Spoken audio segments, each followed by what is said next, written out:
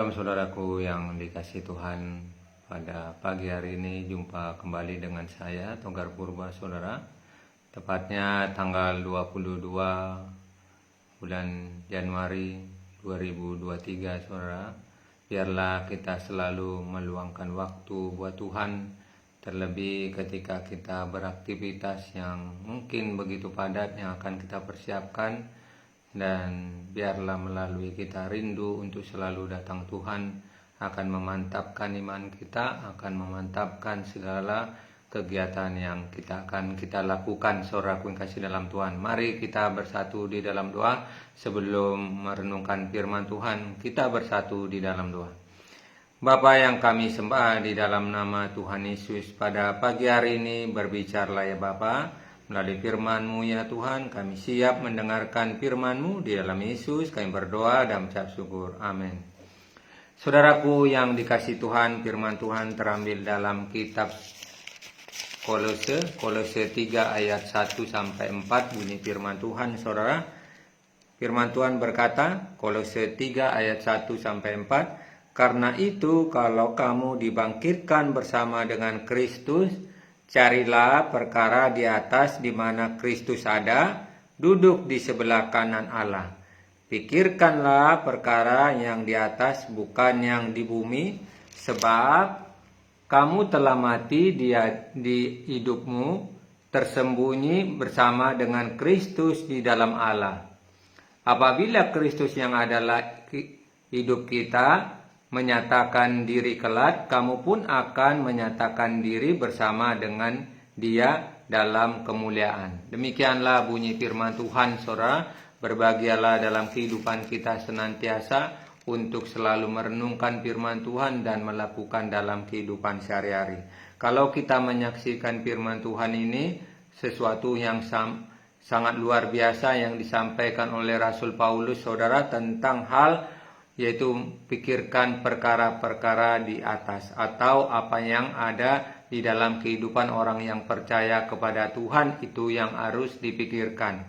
Mengapa Rasul Paulus menyampaikan ini kepada jemaat Kolose? Supaya jemaat Kolose dibawa untuk selalu menyediakan waktu buat Tuhan, saudara kasih dalam Tuhan. Karena apa yang disampaikan ini supaya kita dapat mengaplikasikan, dapat melakukan dalam kehidupan sehari-hari untuk dapat memikirkan perkara-perkara di atas. Ada hal yang harus kita lakukan sebagai bentuk orang percaya untuk dapat meluangkan waktu bersama dengan Tuhan, saudara. Itu yang harus kita lakukan, karena ada banyak orang yang tidak bisa mampu seperti kita melakukan pada pagi hari ini, saudaraku kasih dalam Tuhan.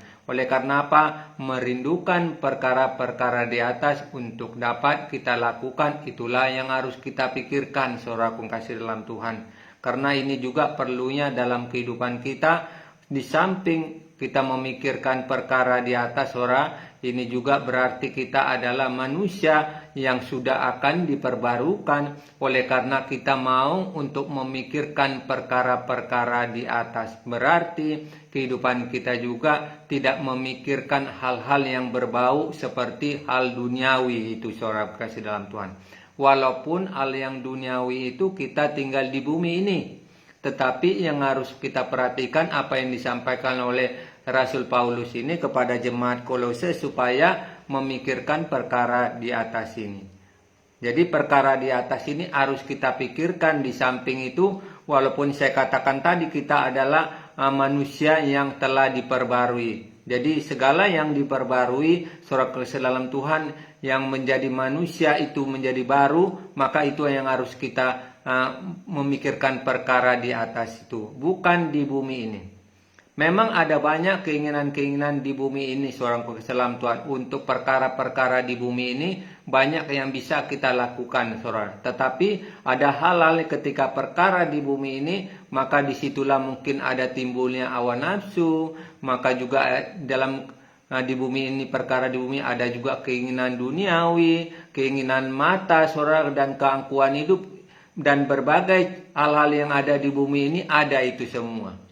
Tetapi bentuk sebagai orang percaya kita, apa yang disampaikan oleh Rasul Paulus ini di ayat 2, pikirkanlah perkara yang di atas ini, bukan yang di bumi ini. Jadi di bumi ini tempat kita tinggal, saudaraku dalam Tuhan. Bukan di bumi ini. Tetapi walaupun tempat kita tinggal yang sementara ini, saudara, kita harus condong pikirkan perkara di atas yang suatu kali kita akan tinggalkan di bumi ini, saudaraku kasih dalam Tuhan. Artinya kehidupan kita tidak lama di bumi ini, melainkan kita yaitu untuk memikirkan suatu kali kita akan pergi ke rumah Bapa di surga. Itu yang harus kita pikirkan, seorang kasih dalam Tuhan. Hidup di bumi ini kira-kira umur 70, 80 dan lebih daripada itu, seorang kasih dalam Tuhan. Itu dinyatakan di dalam kebenaran firman Tuhan. Artinya juga biarlah kita selalu untuk merindukan, memikirkan perkara-perkara di atas itu. Itulah pesan dari Rasul Paulus ini kepada jemaat Kolose untuk dapat merenungkan, untuk dapat melakukan hal-hal yang bersifat di atas itu, seorang kasih dalam Tuhan. Seperti apa yang di atas, kita melakukan hubungan dengan intim bersama dengan Tuhan. Itu yang harus kita lakukan, perkara-perkara yang di atas itu. Begitu juga apa yang di atas kita lakukan, seperti memberitakan kebenaran firman Tuhan. Itu yang harus kita lakukan itu, saudara. Perkara-perkara yang di atas. Tuhan merindukan kita supaya kita dapat mampu untuk juga memberitakan kebenaran firman Tuhan ini. Ada banyak orang, seorang keselam Tuhan, yang belum mengenal Tuhan sebagai Tuhan dan Juru Selamatnya. Kitalah melalui kita yang sudah mengenal, baik itu mungkin melalui perkataan kita seorang bukan dalam Tuhan, baik itu melalui perbuatan kita, melalui sikap kita yang telah berubah. Disitulah mungkin akan orang tergiur untuk dapat datang kepada Tuhan. Disitulah juga kita melakukan perkara-perkara di atas itu, melalui perubahan dalam kehidupan kita yang bisa orang lihat dari sikap kita, saudara. Yang bisa ingin orang meniru dari apa yang ada dalam kehidupan kita. Jadi saudara pengasih dalam Tuhan, sangat luar biasa pesan Rasul Paulus ini supaya dapat kita mampukan untuk melakukan dalam kehidupan kita. Ada banyak perkara yang di atas yang harus kita kerjakan saat kita berada di bumi ini, seorang dalam Tuhan. Biarlah kita gunakan itu, kita lakukan itu, saudara, tanpa kita berbosan, tanpa kita mungkin lelah, seorang dalam Tuhan. Tapi ingatlah, ketika kita melakukan perkara di atas, jerit lelah kita yaitu tidak akan sia-sia. Kita melakukan yang baik, seorang dalam Tuhan. Kita menggunakan peluang-peluang itu karena untuk menyenangkan nama Tuhan itu, seorang dalam Tuhan. Bukan untuk keinginan kita atau keinginan daging kita, tetapi untuk apa yang disampaikan kebenaran firman Tuhan ini yang dipesankan kepada jemaat Kolose, supaya diingatkan, supaya mereka memikirkan, supaya mereka merenungkan, supaya juga mereka melakukan apa yang dari pesan Rasul Paulus ini, saudaraku dalam Tuhan. Jadi segala hal-hal yang ada di dalam kehidupan jemaat Kolose itu supaya dibawa untuk memikirkan perkara-perkara di atas itu. Apa yang dikatakan di ayat berikutnya, saudara? Apabila Kristus yang adalah hidup kita menyatakan diri kelak, kamu pun akan menyatakan diri bersama dengan Dia dalam kemuliaan. Apabila Kristus hidup di dalam kita.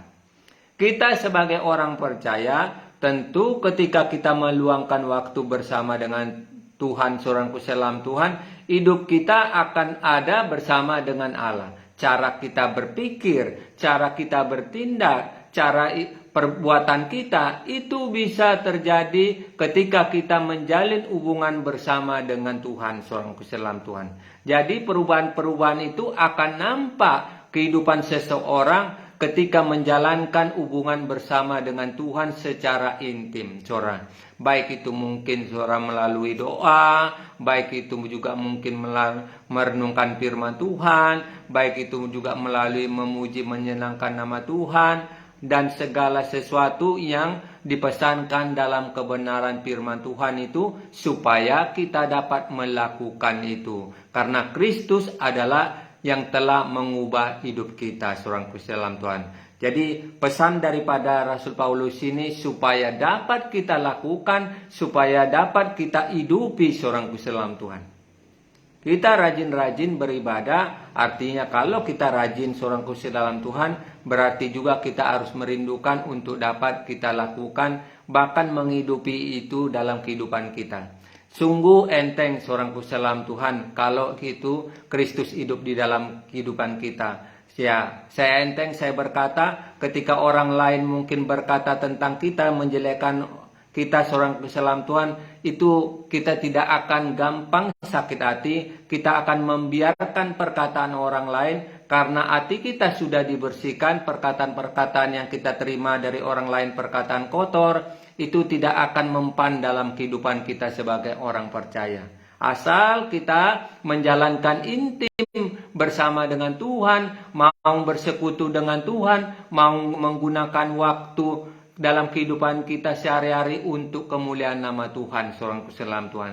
Jadi pentingnya lah dalam kehidupan kita pada setiap hari ini menggunakan waktu bersama-sama dengan Tuhan, karena segala sesuatu indah pada waktunya seorang dalam Tuhan. Kalau kita mau menjalin intim bersama dengan Tuhan, seorang dalam Tuhan, menggunakan waktu itu sangat penting yang harus kita lakukan, saudara. Seperti pada pagi hari ini dapat kita mampu bangun pagi, dapat kita mampu untuk menyediakan waktu buat Tuhan. Disitulah Tuhan akan melakukan segala yang baik bagi kita, seorang dalam Tuhan. Terus kita semangat, saudara. Jangan bosan-bosannya untuk menghampiri Tuhan. Jangan bosan-bosannya untuk mendekatkan diri kepada Tuhan. Saudara bisa bosan ketemu sanak famili. Saudara bisa bosan untuk ketika terima tamu, seorang dalam Tuhan, orang berterima tamu ke rumah kita, saudara. Tetapi ingatlah, ketika saudara tidak bosan terus atau menghampiri Tuhan terus, seorang dalam Tuhan,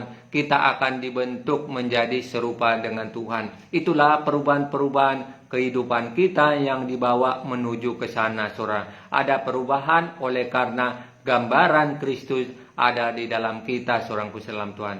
Demikianlah firman Tuhan yang saya bisa bagikan di pagi hari ini. Sebelumnya saya ingin menyapa buat saudara-saudaraku, baik itu terima kasih buat Mauna, terima kasih menyaksikan video ini. Terima kasih buat Amel, Natalia, terima kasih buat juga rekan-rekanku yang lain menyaksikan video ini. Tetaplah kita selalu semangat, seorang dalam Tuhan, meluangkan waktu bersama dengan Tuhan. Dan buat lain saudara-saudaraku yang saya tidak bisa sebut satu persatu, saya mengucapkan terima kasih. Sebelum kita mengakhiri doa, saudara, bila ada saudara ingin didoakan, silakan tulis dalam komentar saudara dalam kolom doa, saudara dalam Tuhan. Biar kita bisa saling mendoakan apa yang saudara inginkan. Percayalah bahwa segala sesuatu itu bisa terjadi bersama dengan Tuhan. Kita bersatu di dalam doa.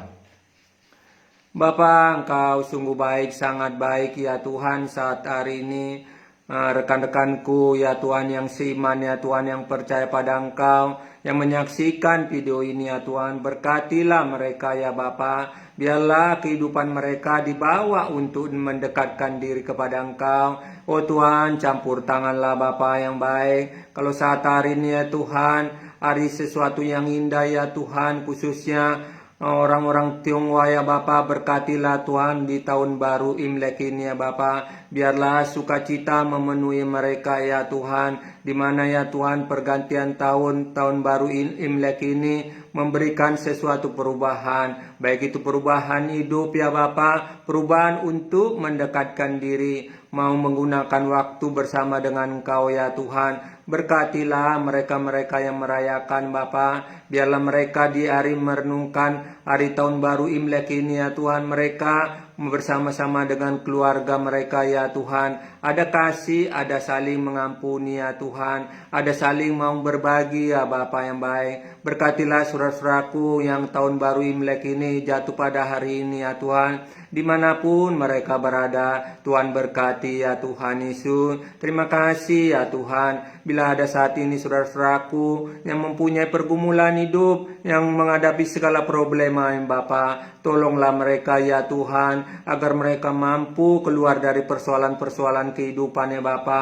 dan ingatkanlah mereka supaya mereka datang kepada Engkau, mau menghampiri Engkau ya Tuhan. Itulah suatu jawaban yang Kau akan berikan bagi orang-orang yang mau datang kepada Engkau ya Tuhan. Terima kasih ya Tuhan Yesus. Saat hari ini ya Tuhan, kami orang-orang percaya di mana hari Minggu ini hari adalah hari untuk istirahat, hari untuk bersekutu kepada Engkau. Ingatkanlah ya Tuhan supaya setiap orang-orang yang percaya mau meluangkan waktu untuk ibadah ya Tuhan, menyenangkan nama-Mu ya Bapa di gereja yang telah disediakan ya Bapa yang baik. Mari Tuhan berkatilah orang-orang percaya padamu dimanapun mereka berada, supaya mereka mau datang kepada Engkau, bersekutu memuji meninggikan nama Engkau ya Tuhan. Terima kasih ya Bapa. Berkatilah keluarga-keluarga kami, biarlah keluarga kami Engkau jagai, Engkau lindungi, Engkau pelihara. Ada kerukunan antara suami istri anak ya Tuhan. Jauhkanlah Tuhan perpecahan, jauhkanlah penceraian ya Bapa. Biarlah Tuhan tolong setiap rumah tangga orang-orang percaya pada Engkau. Ingatkanlah Tuhan rumah tangga orang percaya pada Engkau, agar mereka lebih mengutamakan Engkau daripada hal-hal yang berbau duniawi ya Bapa yang baik. Tuhan campur tangannya Tuhan. Terima kasih ya Bapa. Saat ini sebentar kami akan beraktivitas ya Tuhan. Dari pagi hingga malam kami tidak tahu apa yang terjadi ya Tuhan. Tapi kami percaya bersama dengan Tuhan, Engkau akan menjaga kami, memelihara kami, bahkan menyediakan berkat-berkat bagi setiap orang percaya ya Bapa. Terpujilah nama-Mu ya Tuhan. Kami sambut segala kegiatan kami bersama dengan Tuhan. Kami cakap melakukan segala perkara-perkara yang besar. Inilah doa kami yang tidak sempurna, kami alaskan di dalam tangan pengasihan Tuhan. Di dalam Yesus terimalah doa kami ini Tuhan. Amin. Sampai jumpa besok saudara pengasih dalam Tuhan. Selamat tahun baru Imlek bagi yang merayakan.